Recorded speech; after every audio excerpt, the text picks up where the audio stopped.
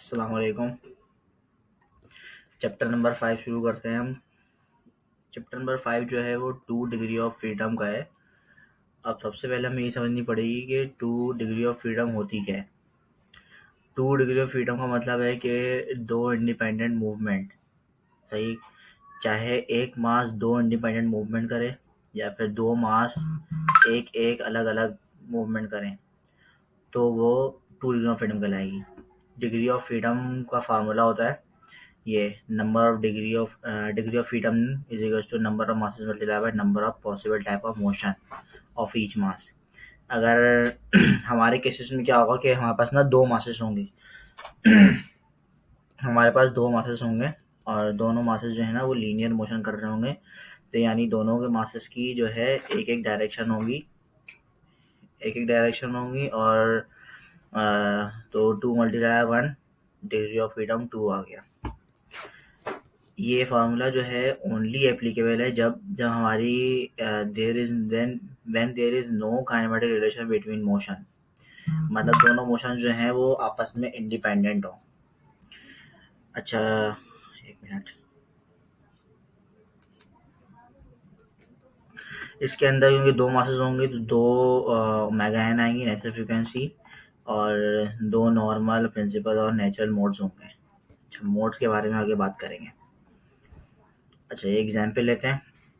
ये एक डेरिवेशन है अंडरस्टैंडिंग पर्पस के लिए, जो बहुत ज़रूरी है। मैं समझता हूँ कि वो समझनी चाहिए, तो आगे चीज़ें समझ में आएंगी, वरना मुश्किल है चीज़ें आगे की, कॉन्सेप्ट बनेगा नहीं। तो अगर आप चाहें तो स्किप करते हैं, डायरेक्ट सवाल पे चले हैं, वरना जो है इसको देखें। इसमें क्या बोल रहा है कि हमारे पास जो है ना तीन स्प्रिंग्स हैं, K1 K2 K3 सिस्टम के अंदर, और इसी तरह तीन डैम्पर्स हैं C1 C2 C3 और दो मासेस हैं M1 M2। दोनों मासेस को हम लोगों ने इनिशियल एक फोर्स प्रोवाइड करी जिसको हम F1 बोल रहे हैं और एक जगह F2 बोल रहे हैं। तो दोनों मासेस ने जो डिस्प्लेसमेंट करी है, एक जगह x1 और एक जगह x2 करी है। ठीक है, तो सिर्फ दो ही डिस्प्लेसमेंट हुई है, कोई x3 का कोई चक्कर नहीं है। ठीक है, अब मैं एक मास को पकड़ लेता हूँ। एक मास का मेरे पास जो फोर्सेस लग रही होंगी कौन कौन सी होंगी। एक फोर्स वो होगी जो कि इस स्प्रिंग की वजह से आ रही होगी, और एक दो मतलब एक एक फोर्स इन दोनों की वजह से आ रही होंगी और एक एक फोर्स इन दोनों की वजह से आ रही होंगी। अब क्या होगा कि मेरा जो है ना ये इस पॉइंट पर मेरा इस K1 का जो डिस्प्लेसमेंट होगी कितनी होगी, x1 होगी, क्योंकि क्या हो रहा है कि मेरी बॉडी जब इधर टुवर्ड्स राइट जाएगी तो K1 के अंदर सिर्फ x1 डिस्प्लेसमेंट आएगी और ये वाला K1 का पॉइंट 0 है, मतलब क्योंकि ये फिक्स्ड है। ठीक है, तो क्या हो जाएगा, K1 will be equal to K x1 minus 0, क्योंकि जो स्प्रिंग फोर्स होगी। और इसी तरह जिस तरह जहाँ पे हम खड़े हुए होते हैं ना, लाइक मास 1 की बात कर रहे हैं, तो हम अज्यूम करेंगे कि x1 0 है, x1 मैक्सिमम है। और इसी तरह जब हम मास 2 पे खड़े होकर बात करेंगे तो हम बोलेंगे कि x2 जो है ना हमारा वो बड़ा है। अच्छा, आगे चलते हैं। तो दो फोर्सेस जो हैं वो इन दोनों की वजह से जो आ रही होंगी, उनकी डायरेक्शन भी टुवर्ड्स लेफ्ट ही होगी, क्योंकि जब हम समझ लें कि जब हमारे बॉडी जो है मास टुवर्ड्स राइट जब मूव करेगा तो K1 जो है स्प्रिंग दबेगा, वो सॉरी K2 जो है दबेगा और K1 जो है वो खींचेगा। तो K2 जो है बोलेगा मुझे मत दबाओ और K1 बोलेगा मुझे मत खींचो, तो दोनों जो है ना मोशन को अपोज करेंगे। इसी तरह डैम्पर भी इस तरह मोशन को अपोज करेंगे, तो अगेंस्ट डायरेक्शन में दोनों फोर्सेस लगाएंगे और हमारी F1 और K1 X1 है। ठीक है, अच्छा, देखते हैं आगे। एक समेशन ऑफ फोर्सेस लगाई है हमने इन दी एक्स डायरेक्शन। अच्छा, जिस डायरेक्शन में हमारी बॉडी मूव कर रही होगी हम उस डायरेक्शन को पॉजिटिव मानेंगे, और इसके अलावा जो डायरेक्शंस होंगी हम मतलब जो दूसरी तरफ की होंगी उसको हम नेगेटिव मानेंगे। सारी फोर्सेस को हमने यहाँ पे सम करना है, ये चारों फोर्सेस नेगेटिव होंगी और सिर्फ एक F1 पॉजिटिव होगा, तो वो जो है M1 X डबल डॉट के यानी F इक्वल्स टू MA की कंडीशन इस्तेमाल करते हुए X1 डबल डॉट के बराबर होगा। हम इसको रीअरेंज करेंगे। अब आराम से पॉज करके जो है इसके अंदर स्टेप्स देखिएगा। M1 X double dot plus C1 plus C2 X1 dot, और इसी तरह मैंने जो इसको सिंप्लीफाई कर लिया, अलग अलग कर लिया, x1 अलग कर लिया, x2 अलग कर लिया, फिर इस तरह x1 और x2 अलग कर लिया, x1 डॉट x2 डॉट। अच्छा, आगे चलते हैं कि जब फॉर M2, एक मिनट,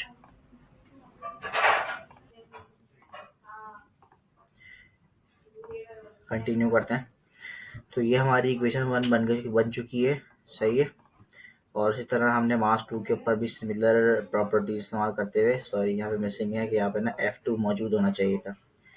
तो F2 तुम्हारा हमारा जो है टुवर्ड्स राइट लग रहा है। अच्छा, इसके अंदर जो है ना हमारी कंडीशंस किस तरह डिसाइड करनी है, क्योंकि देखें जब हमारा पॉइंट टू पोजिशन पे खड़े हुए हैं ना, तो हम लोग X2 को ग्रेटर मानेंगे। तो इस K2 के ऊपर जो है ना एक X1 भी दब रहा है और एक X2 भी दब रहा लग रहा है। तो हम क्या बोलेंगे, X2 माइनस X1 बोलेंगे इसको, ना कि X1 माइनस X2 बोलेंगे। इसी तरह डैम्पर के ऊपर भी ये होगा X2 dot minus X1 dot. और जो ये वाली जो दो फोर्सेस होंगी, इसके अंदर सिंपल K3 X2 होगा और C3 X2 होगा, क्योंकि X3 का कोई चक्कर नहीं है, सही है, X2 होगा दोनों में। ठीक है, ये दो इक्वेशंस हमारे पास रेडी हो चुकी हैं। अब हम क्या करेंगे, मैट्रिसेस रूल इस्तेमाल करेंगे। मैट्रिसेस रूल हमें क्या बोलता है कि जो है ना, देखें हम दोनों मासेस को इस तरह लिख सकते हैं, सही है। देखें M1 M2, M1 यहाँ पे जब हम मतलब जब हम इस पूरी रॉ को सेट मल्टीप्लाई कराएंगे तो पहली इक्वेशन बन जाएगी। और इसी तरह जब हम पूरी नीचे वाले को मल्टीप्लाई कराएंगे तो हमारी पूरी नीचे वाली इक्वेशन बन जाएगी। फिर देखते हैं, अब आगे करते हैं उसको। अब देखें M1 की इक्वेशन के अंदर, मतलब इक्वेशन वन के अंदर हमारे पास M2 नहीं है और इक्वेशन टू के अंदर हमारे पास M1 नहीं है। तो उसी तरह M1 और फिर यहाँ पे M2 जीरो है। X1 डॉट का कांस्टेंट x के साथ M1 के साथ X1 डबल डॉट है, तो X1 डबल डॉट लगा दिया। फिर प्लस X1 डॉट के साथ क्या है और X2 डॉट के साथ क्या चीज़ है, बस दो चीज़ें, C1 प्लस C2 है और एक माइनस का C2 है। और यहाँ पर क्या है, यहाँ प्लस का C2, यहाँ पर भी क्या है, यहाँ पर जो है ना माइनस का C2 है और और जो है C2 प्लस C3 है। ये इसको जब आप रीअरेंज करेंगे ना, ये अरेंज नहीं हुई है, ये अरेंज करने के बाद जो है ना यही बनेगी, सही है। इसको इस फॉर्मेट में ले जाइएगा आप X2 डॉट और X1 डॉट के। तो ये चीज़ ना बिल्कुल इस तरह सेट हो जाएगी। मतलब आप जब इस इक्वेशन को जब आप मल्टीप्लाई करा के सॉल्व कराएंगे कि क्या बनेगा, M1 इंटू X1 डबल डॉट, ये जीरो हो जाएगी टर्म। फिर क्या होगा, C1 plus C2 into X1 dot और minus C2 into X2 dot.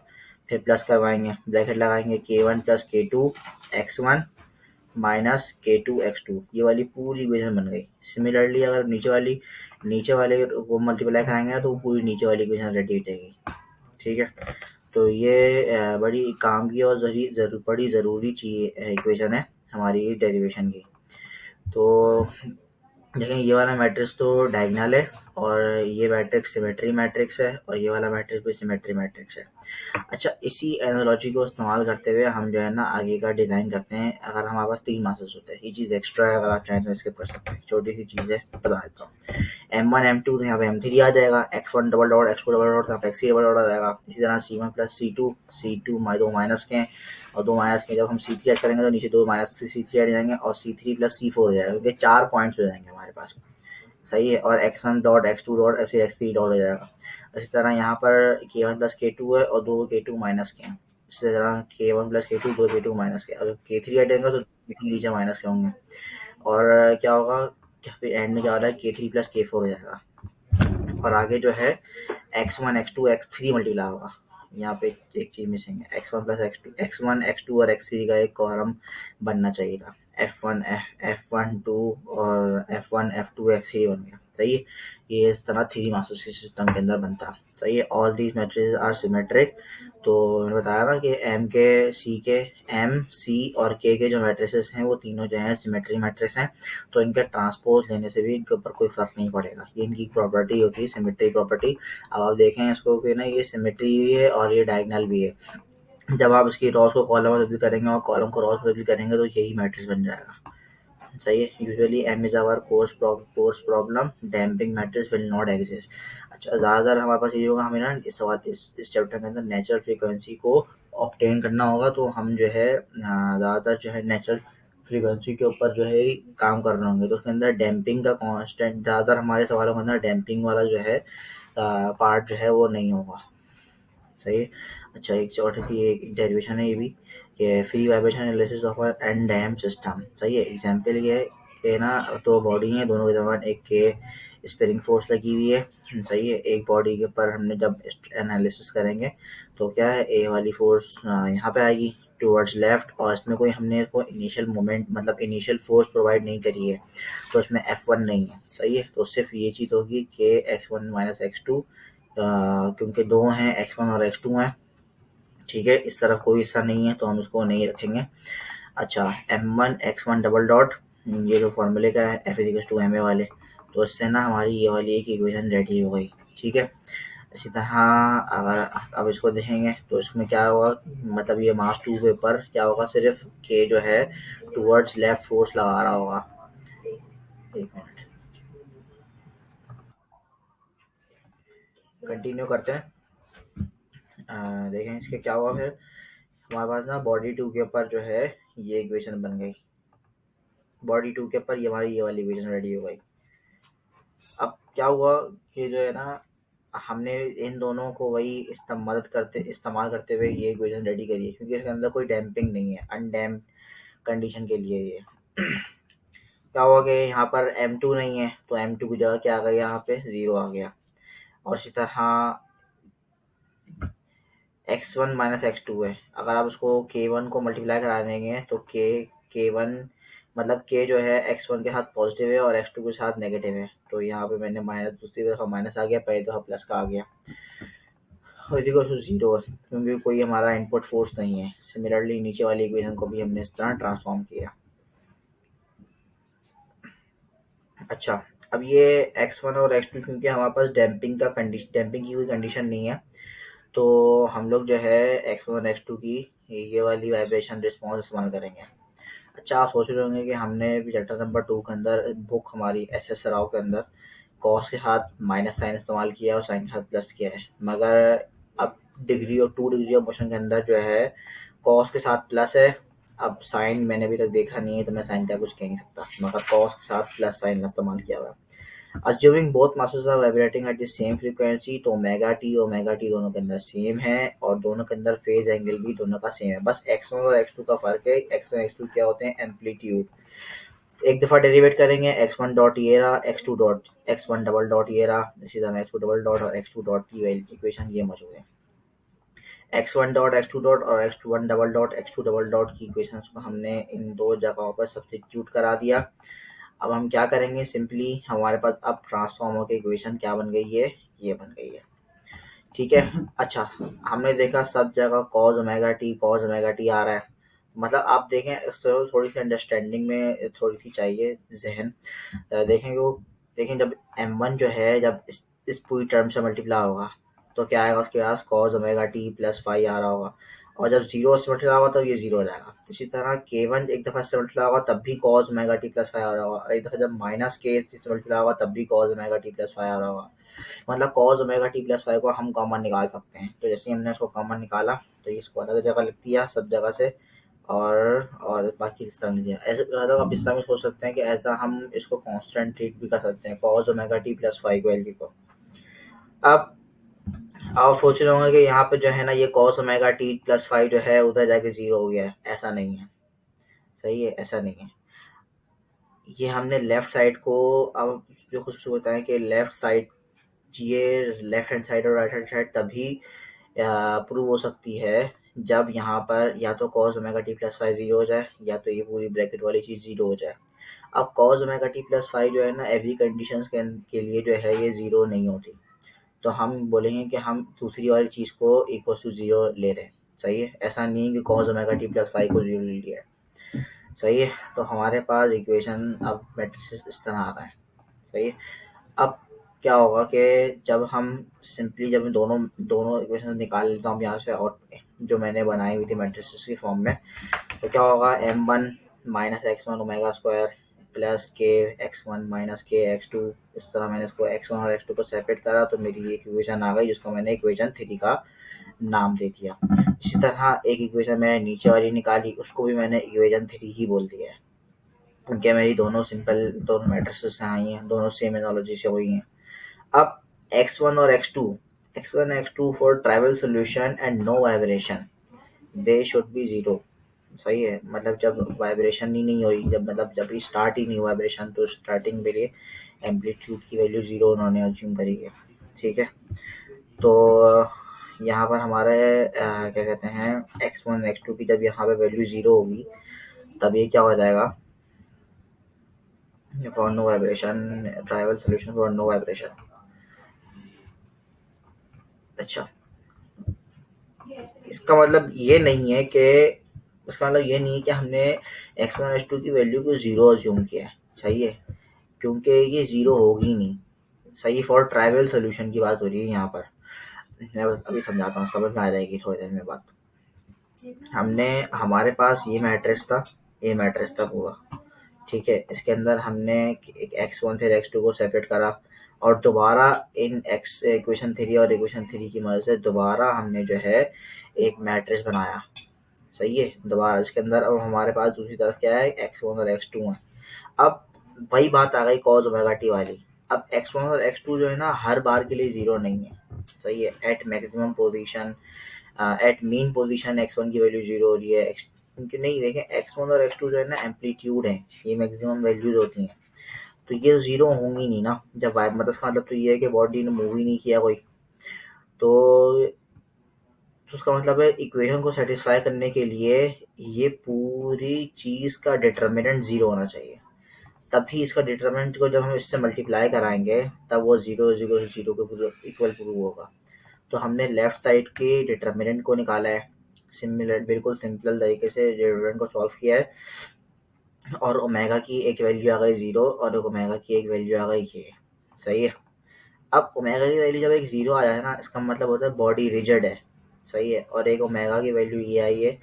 अब इसमें के की वैल्यू क्या, हम जे ओवर जी ओवर एल करेंगे, जे जी ओवर एल करेंगे, तो के की जगह जे जी ओवर एल लिख दिया, एम वन की एम टू की जगह जे वन प्लस जे टू और एम टू की जगह जे वन जे टू लिख दिया। तो ये हमारा केस होगा फॉर रोटेशनल सिस्टम के लिए। सही है, ये हमने ओमेगा की वैल्यू, मतलब हमें जो है ना थोड़ा सा कॉम्प्लेक्स है, इतना सारा काम करना पड़ा जो है ना इसकी ओमेगा की वैल्यूज निकालने के लिए दो सिस्टम के अंदर। अब x1 अपॉन x2, अब क्या होगा कि ये हमारे पास इक्वेशंस हैं, ये वही इक्वेशंस हैं जो ऊपर वाली मौजूद थी, जो इस मैट्रिक्स को ओपन करके जो इक्वेशंस आएंगी वो ये वाली इक्वेशंस हैं। इसके अंदर से हमने x2 अपॉन x1 को सेपरेट कर लिया, तो एक दफ़ा हमारी ये इक्वेशन बन रही है ऊपर वाली इक्वेशन को इस्तेमाल करते हुए, और एक दफ़ा ये इक्वेशन बन रही है नीचे वाले को इस्तेमाल करते हुए। अब देखें इसका मतलब क्या है। अच्छा, ये चीज़ तो हो गया, x2 अपॉन x1 हो गया। अब देखें, जब हमारे पास, अब ये तो एक हमारा केस है जिसके अंदर हमारे पास ओमेगा की वैल्यू जीरो थी, मगर अगर ओमेगा की वैल्यू जीरो नहीं हो और दोनों ओमेगा की सेपरेट वैल्यूज आए, सही है, या फिर ओमेगा की वैल्यू जीरो भी रखें आप, तो जब हम इस इक्वेशन के अंदर ओमेगा की जगह ओमेगा की वैल्यू जीरो रखेंगे और x2 अपॉन x1 को सॉल्व करेंगे, तो वो हमारा कहलाएगा x2 1, यानी ओमेगा 1 रखा है ना हमने यहाँ पे। तो R1 क्या है, R1 बेसिकली जो है ना हमारा एम्पलीट्यूड का रेशो है। सही है, एट ओमेगा 1। सही है, मतलब जब ओमेगा 1 की वैल्यू पुट करेंगे तो x1 होता है 1, ब्रैकेट ऊपर लगा कर लिखते हैं, x2 के ऊपर भी 1 लिखते हैं। जब हम ओमेगा 2 रखेंगे तो x1 2 और x2 2 रखेंगे। सही है, मतलब ये इसके नाम है, रिप्रेजेंटेशन का स्टाइल है ये। तो जब हम ओमेगा 1 रख के सॉल्व करेंगे तब हमारे पास एम्पलीट्यूड रेशो आएगा जिसको हम बोलेंगे R1, और जब हम हमारे पास एम्पलीट्यूड रेशो ओमेगा 2 रख के आएगा तब हम उसको बोलेंगे R2। ये हमारे पास जो है ना एम्पलीट्यूड हो गए। अच्छा, ये क्या है, जब ये हमारे पास मॉडल मैट्रिक्स है, मॉडल मैट्रिक्स क्या बोलते हैं कि जब x उसकी पावर 1 हो, मतलब पावर 1 नहीं है, ये है एट फ्रीक्वेंसी 1, मतलब एम्पलीट्यूड यानी x2 और x1 की वैल्यूज जब हमारे पास ओमेगा की वैल्यू 1, मतलब ओमेगा 1 डालें, जब इस जगह पे हम जब हम इस जगह पर इन दोनों इक्वेशन को इस तरह सॉल्व करें कि जब हम लोग ओमेगा की वैल्यू ओमेगा 1 डालेंगे तो x2 1 आएगा और x1 1 आएगा। सही है, तो ये हमारा उससे मॉडल मैट्रिक्स बनेगा। सही है, अब रेशियो के मुताबिक हमारा क्या बोलता है, इस रेशियो के मुताबिक x2 किसके बराबर होगा, x1 1 इंटू R1। सही है, इंटू R1। इसी तरह ये x1 है, ये x1 है। तो ये इसी तरह x2 का मतलब यही है कि मॉडल मैट्रिक्स एट ओमेगा 2। अब ये अहम सवाल शुरू होता है, ये सवाल जो है ना important for understanding of CP है। अच्छा, से पहले एक ये वाली बात बता देता हूँ। सेमी डेफिनेट सिस्टम क्या होता है? ऐसा सिस्टम जिसके अंदर one of the natural frequency is zero that correspond a rigid body mode. इसका मतलब क्या है कि बॉडी जो है हमारी रिजिड बॉडी है और नो वाइब्रेशन का सिंबल वो देता है, मतलब उस ओमेगा पे वो जीरो वाइब्रेशन है। अच्छा, इस सवाल को अंडरस्टैंडिंग करते हैं। ये हमारा सवाल जो है ना C P complex engineering problem से थोड़ा सा रिलेटेड है। तो इसकी जो कैलकुलेशन है, हमारी जो सी पी है कॉम्प्लेक्स इंजीनियरिंग प्रॉब्लम, उसके अंदर आप देख सकते हैं यहाँ पर जो है we have to solve for modes of shape and natural frequency. ये भी हमारे पास बिल्कुल सिमिलर कंडीशन है कि यहाँ पर हमारे पास एक प्रेशर वेसल होगा जो बिल्कुल एग्जैक्टली इसी तरह ही का एक मास होगा। उसके नीचे हमारे पास दो सैडल प्लेट्स होंगी और उसकी जो दो मोशन होंगे। अब जब मास एक है तो उसकी मोशन दो टाइप्स की होंगी। इससे पहले क्या था, मास दो थे और मोशन एक टाइप की थी। अगर मास दो होते और मोशन भी दो टाइप के होते तो उसका मतलब 4 डिग्री ऑफ फ्रीडम बन जाता वो। अब ये हमारे पास ना ये मास है एक हमारे पास जो लेथ मशीन है, सही है, लेथ मशीन है। तो उसके बाद हमारे पास का मास मौजूद है और जे नॉट मौजूद है, के वन और के टू की वैल्यूज मौजूद है, एल वन और एल टू की वैल्यूज मौजूद है। और हमें बदले में निकालना क्या है, ओमेगा वन ओमेगा टू और modes of shape of machine tool. Machine tool का मतलब यही है कि लेथ मशीन। अच्छा, सवाल वेरी इंटरेस्टिंग है। ये हमारे ना दो तरह, मतलब अब देखें इसमें डिग्री ऑफ फ्रीडम टू कैसे है। एक मास है ये लेफ्ट, ये जो है ना हॉरिजॉन्टल मूव कर सकता है और जो है ये जो है ना समझ लें कि एक जंप, गाड़ी चल रही होती है, जब ब्रेक लगाते हैं तो गाड़ी के आगे वाले टायर के जंप जो होते हैं, आगे आगे वाले जंप जो होते हैं वो ज़्यादा दबते हैं और पीछे वाले जंप जो है कम दबते हैं, तो गाड़ी थोड़ी आगे की तरफ झुक जाती है। सही है। और इसी तरह जब हम गाड़ी को एक्सेलरेट करते हैं तो गाड़ी एक मतलब लाइक व्हीली बिहेव करती है थोड़ी सी, लाइक कि पीछे वाले जंप ज़्यादा दबते हैं और आगे वाले जंप कम दबते हैं। तो इस तरह ना लाइक यूं सी सॉ वाली मूवमेंट हो जाएगी। सही है। तो दो मूवमेंट इस तरह हैं। तो एक मूवमेंट जो है वो रोटेशनल है और एक मूवमेंट जो है वो ट्रांसलेशनल है। तो हम इसकी तरह हमारे पास एफ बी टी की डायग्राम आफ्टर मूवमेंट जो है इस तरह की बन रही है। सही है। अब देखें क्या हो रहा है कि जैसे ही नीचे गया तो ये स्प्रिंग वन दबा। सही है, स्प्रिंग वन दबा। वेट,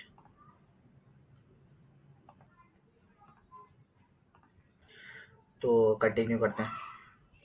के वन और के टू को ये सब मतलब सारी ये चीज़ हो गई क्लियर। अब इसमें देखते हैं,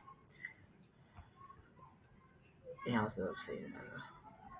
अब देखें जैसे ही ये चीज़ नीचे जाएगी स्प्रिंग दबेगा और स्प्रिंग हमें अपवर्ड डायरेक्शन में फोर्स लगाएगा, जो कि हमारे पास F2 है। F2 किसके बराबर होगा? जो जितना ये मैक्सिमम अंदर जाएगा यानी x, जितना ये मैक्सिमम जा सकता होगा, उसमें से हमारे पास जो डिस्प्लेसमेंट आएगी स्प्रिंग के अंदर वो क्या होगी, L2 थीटा। सही है, s is equal to r theta वाले कॉन्सेप्ट से। तो F2 जो है वो हमारे K2 into L2 theta plus x के और हो, इनके डिस्प्लेसमेंट उसी डायरेक्शन में आ रही है और जो है L2 थीटा भी उसी डायरेक्शन में आ रहा है, तो दोनों ऐड हो जाएंगे। इसी तरह हम यहाँ पर जो है ना सब्ट्रैक्ट होंगे, यहाँ पर सब्ट्रैक्ट। अच्छा, इसकी वजह भी है। इसकी वजह क्या है कि हमारा L1 और L2 जो है ना वो इक्वल जगह पे नहीं है। तो कहीं पे थोड़ा ज़्यादा जब दूसरी तरफ ज़्यादा दबेगा क्योंकि मूवमेंट ज़्यादा क्रिएट होगा और एक तरफ कम दबेगा। तो वही बात हो गई क्या ना, एक्स दूसरी तरफ क्या होगा, x1 जो है उसमें से हम L1 थीटा को सब्ट्रैक्ट कराएंगे। Suppose x and theta are positive in downward direction and clockwise direction. तो थीटा को हमने क्लॉकवाइज डायरेक्शन में पॉजिटिव लिया है क्योंकि हमने जो ये हमारी वेट हमारा बॉडी है उसको हमने क्लॉकवाइज रोटेट किया है, तभी थोड़ा सा ऊपर गया है, यहाँ से नीचे गया। बिल्कुल आसान सा है, बहुत आसान है। देखें बिल्कुल हमने F is to m a वाली कंडीशन लगाई है। जो अपर डायरेक्शन में जो फोर्सेस हैं उनको हमने टेक अकाउंट में लिया है अपने। ये डाउनवर्ड हो रही है, ये डाउनवर्ड और लग रही है। एक हमारे पास क्या होगा, दो फोर्स मतलब दो हमारे फोर्सेस जो है ना वो डाउनवर्ड लग रही हैं, दोनों को ऐड करा equal to m x double dot लिया। इसी तरह दोनों का रीअरेंज किया तो हमारे पास ये वाली इक्वेशन बन गई in terms of x double dot और एन थीटा डबल डॉट।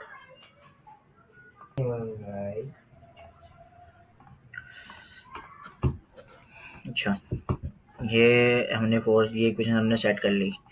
अब इसी तरह हमने जो है ना बॉडी, क्योंकि हमारी बॉडी जो है रोटेशन भी कर रही है, तो हमने मोमेंट की इक्वेशन लगाई है जो कि जे थीटा डबल डॉट के बराबर होगी। एक मोमेंट जनरेट होगा इसकी वजह से, एक मोमेंट जनरेट होगा इस फोर्स की वजह से, एक इस फोर्स की वजह से होगा जनरेट, और दोनों के एक दफ़ा L2 मल्टीप्लाई होगा, एक दफ़ा L1 मल्टीप्लाई होगा। तो ये इक्वेशन हमने सेट कर ली, और दोनों जो हैं इसको आ, किस तरह घुमाएंगे, काउंटर क्लॉकवाइज, दोनों को काउंटर क्लॉकवाइज घुमाएंगे। अच्छा, यहाँ पे साइन मिस्टेक है, यहाँ नेगेटिव आएगा, ठीक है। अच्छा, कॉल आ रही है, जस्ट अ मिनट। अच्छा, तो हमारे पास दो इक्वेशंस बन चुकी हैं, एक दफ़ा एक्स डबल डॉट और एक दफ़ा थीटा डबल डॉट। इससे पहले हमने एक्स वन डबल डॉट और एक्स टू डबल डॉट की बातें कर रहे थे, अब हम एक्स डबल डॉट और एक्स और थीटा डबल डॉट की बातें करेंगे। तो जो हमारे पास M2 था वो अब जे नॉट में तब्दील हो चुका है, K1 प्लस K2 अपनी जगह वैसे का वैसा ही है। और नीचे हमारे पास क्या था, उससे पहले अगर आप जाएं तो हमारे पास क्या था देखते हैं। अभी K था,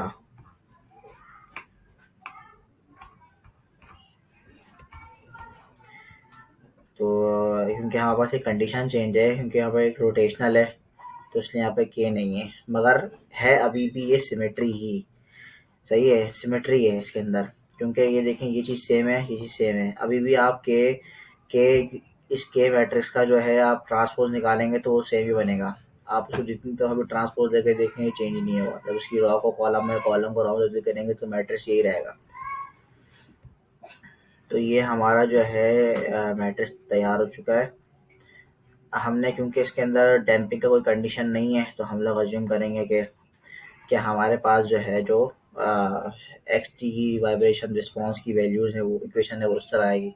अच्छा, ये एच के ऊपर जो सर्कल बना हुआ है इसको बोलते हैं कैपिटल थीटा, ठीक है। ये हमारे पास एम्पलीट्यूड होगा इन टर्म्स ऑफ थीटा, ठीक है। अब देखें एक्स डबल डॉट क्या है हमारे पास, वही जो है एक्स दो दफ़ा डेरिवेटिव निकाल के आएगा हमारे पास। और थीटा डबल डॉट कैसे आएगा हमारे पास, नीचे वाली इक्वेशन का दो दफ़ा डेरिवेटिव निकाल के। तो वही हमने x double dot, theta double dot और एक्स टी और थीटा टी की वैल्यूज़ को हमने जगह पर पुट कराया है जहाँ पर ये थी, बिल्कुल सेम एनालॉजी के साथ काम करा है। और ये अच्छा, एम और के क्या है, एम और के का मतलब ये पूरे पूरे मैट्रिक्स हैं, सही, ये पूरा मैट्रिक्स, ये पूरा मैट्रिक्स, सही है। उनकी चीज़ें बहुत बड़ी बन जाती। अच्छा, कॉब उसी तरह cos omega t plus five को कॉमन निकाला, फिर ये बताया कि ज़ीरो नहीं होता इन ऑल केसेस। तो हमने जो है इसके डिटर्मिनेंट को निकालेंगे हम। कैसे, हमारे पास क्या चीज़ बचेगी, सिर्फ ये बचेगी, cos omega t plus five जो है हमारे पास ज़ीरो नहीं होता। तो हम बोलेंगे कि हाँ भाई इसको ज़ीरो करेंगे हम, सही है। तो हमने इसको ज़ीरो का बराबर लिया। एक्स बार का मतलब है एक्स बार, ये देखिए यहाँ पे मेरे को एक एक्स बार नज़र आ रहा है, तो ये एक्स बार का मतलब है एक्स अपॉन एच, मतलब एक्स और एच, एक्स और एच, सही है। जब आप देखें, जब यहाँ से आप cos omega t plus five को कॉमन लेंगे तो क्या बनेगा, जब m को सन से मल्टीप्लाई कराएंगे तो m माइनस ओमेगा स्क्वायर, और एक दफ़ा x के साथ आएगा, एक दफ़ा h के साथ आएगा। तो x और h को मैंने x बार के साथ दिखाया, और सॉरी x डैश के बाद। जब आप इसको ओपन करेंगे, क्योंकि अभी सारे के सारे ना मैट्रिसेस हैं, सही है, सिर्फ ओमेगा जो है ना वो आपका नेचुरल फ्रीक्वेंसी है, बाकी आपके सारे के सारे जो है ना ये मैट्रिसेस हैं। तो आपने सिंपल उनको मल्टीप्लाई करा दिया। अब क्योंकि मुझे चाहिए क्या, मुझे चाहिए ओमेगा, ओमेगा की वैल्यू चाहिए। अब मैं यहीं से ओमेगा की वैल्यू निकालूंगा, कैसे निकालूंगा, कि मैंने पहले तो मल्टीप्लाई किया है एम इनवर्स को बोथ साइड पे, तो यहाँ पे तो ज़ीरो हो जाएगा। और यहाँ पर क्या होगा, एक दफ़ा एम इनवर्स मौजूद था, एम इनवर्स और एम इनवर्स, एम क्या हो जाएगा, आई, आइडेंटिटी मैट्रिक्स, क्योंकि ओमेगा जो है ना वो हमारे पास एक नंबर है, सही है। और यहाँ पर आ गया, अब के बार है, के डैश है, के एक्स डैश है, एक्स डैश है, एक्स डैश को कॉमन निकाल लिया यहाँ पर हमने। अब एक्स डैश क्या है हमारे पास, ये, सही है। अब देखें, आगे देखते हैं। अब एक्स डैश वही वाली बात, एक्स और एच मैंने बताया था ना, पर एक्स वन और एक्स टू को हम जीरो हर कंडीशन के अंदर नहीं होता हमारे पास, एक्स वन और एक्स टू हमारे पास जीरो हर कंडीशन के लिए नहीं होता। तो हम अज्यूम करेंगे कि हम बोलेंगे कि हम इसका मैट्रिक्स, इसका डिटर्मिनेंट लेंगे ना, तो वो जीरो के बराबर होगा, तो होगा तो हम एक्स बार के साथ मल्टीप्लाई कराएंगे तो जीरो जीरो जीरो चीज प्रूव होगी। सही है। तो हमने सिमिलरली इसका मैट्रिक्स निकाला, हमारे पास एम मैट्रिक्स ये था, वैल्यूज पुट करी, एम इनवर्स निकाला। इसी तरह के मैट्रिक्स ये था, के इनवर्स की वैल्यू निकाली, ओ सॉरी के की वैल्यू निकाली, फिर एम इनवर्स और के को मल्टीप्लाई करवाया और उसको फिर ओमेगा स्क्वायर माइनस आई कराया, तो हमारे पास ये चीज़ बनी। अब इसका डिटर्मिनेंट जो है ना जीरो के बराबर होना चाहिए, तो डिटर्मिनेंट लिया, उसको जीरो के बराबर लिया, तो हमारे पास ओमेगा की दो वैल्यूज आ गई, एक ये वैल्यू आई और एक ये वैल्यू आई। ठीक है, आप परफॉर्म करके भी इनको देख लीजिएगा, मैंने करा है खुद से। अब देखें, अब क्या है, ओमेगा वन और ओमेगा टू हो गया, अब हमें मोड्स भी चाहिए, मतलब आर वन और आर टू, मतलब मॉडल मैट्रिसेस जो हैं वो भी तो चाहिए हमें, और वो उनका निकालने के लिए हमारे पास एम्पलीट्यूड का रेशियो चाहिए हमें। एक दफ़ा हम ओमेगा वन पुट करेंगे और एम्पलीट्यूड का रेशियो निकालेंगे, एक दफ़ा ओमेगा टू पुट करेंगे और एम्पलीट्यूड का रेशियो निकालेंगे।